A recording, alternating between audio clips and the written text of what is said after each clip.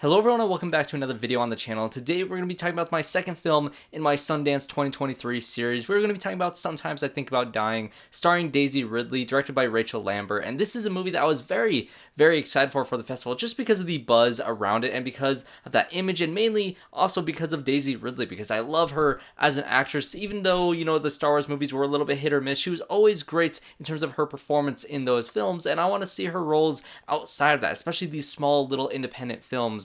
Like Sometimes I Think About Dying, which is also based on a short film of the same name. This movie follows Fran as she's going about her very mundane day job at an office with a bunch of other people that are so enthusiastic, but she is clearly extremely introverted, and then she kind of fades off into the distance, looking at things hanging from the sky and just thinking, what if I were dead right now? And it's a very heartbreaking role, and it's a very heartbreaking performance, and very subtle performance from Daisy Ridley as well. And that is my favorite part of this film, because she is so quiet and reserved in this role, and that's very hard for an actor to do, a very understated role like this one, and just, you know, not have those big blow up moments that you could have in a normal performance. You know, this type of performance is very different, and it's very unique, and it's very challenging for an actor. And I think Daisy Ridley did an amazing job in this role, just kind of capturing that the mundane world that she's living in for the first act of this movie. And when you throw a wrench in that plan, when you have a routine that you go through constantly day in and day out, and something is there to kind of ruin it, or not necessarily ruin it, but to kind of shift gears and to kind of point your life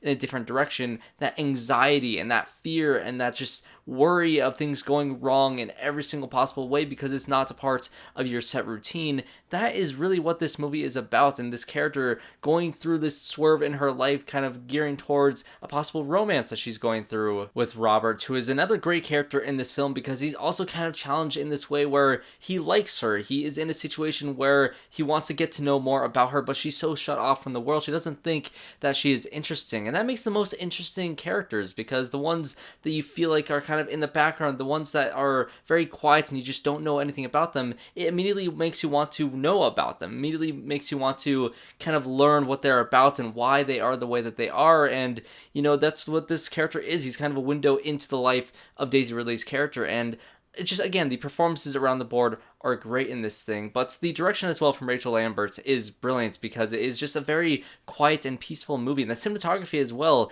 is very good. I love the way this movie is shot, the way this movie is paced, the way this movie is just, in general, everything about it just felt right. And the movie is also fairly comedic as well. This is a dark comedy, along with being that drama romance, and I think when it has the comedic moments and we have the deadpan type of jokes in this film that Daisy really performs in a very monotone voice, or the situations that she finds herself in just kind of lends itself to be funny, just based on the type of character that she is, the type of personality that she has. And so I find a lot of the comedy in this film really also did work for me. It's not going to work for everybody. Again, if you read the title and you're just not in the mood for that type of movie, it's probably not going to be the thing for you. And it does start off fairly slow pace with that first act. I think that you're kind of watching this repetitive nature of her life, and it's very cringy as well. You kind of curl up in a ball and just feel so anxious because she feels so anxious, and it's a feeling that you never like to feel. But again, that sort of character, at least in terms of my life, is extremely relatable. This is also one of the most relatable characters I've seen in a movie.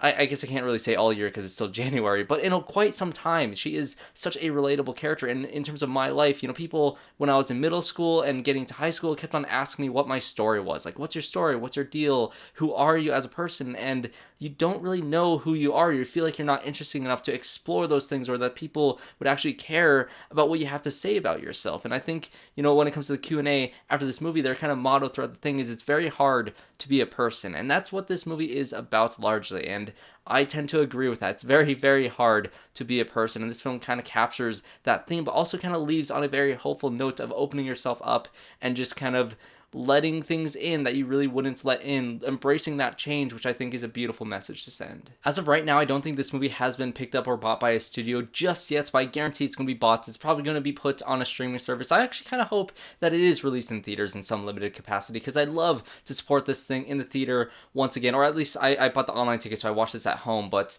you know, watching on the big screen with an audience would be a lot of fun as well. So if you're in the future and this movie has come out and you've come back to this review, thank you for watching, thank you for subscribing, leaving a like, and commenting down below what you thought of Sometimes I Think About Dying. It is a very beautifully told and beautifully shot movie that I really did enjoy. This is one of my favorites of Sundance so far. So if you enjoyed this video, make sure you guys subscribe to the channel. Let's see more reviews coming out of Sundance. I'm going to have a bunch of reviews. I'm going to do Kim's video, which I just watched earlier today, which I really liked as well. I already did Infinity Pool, which was just a crazy experience, and it is releasing in theaters this weekend, so that is a full-on spoiler review, and I will have some other reviews like Magazine Dreams starring Jonathan Majors later this week. So thanks everybody for watching this video, and hope to see you all in my next one.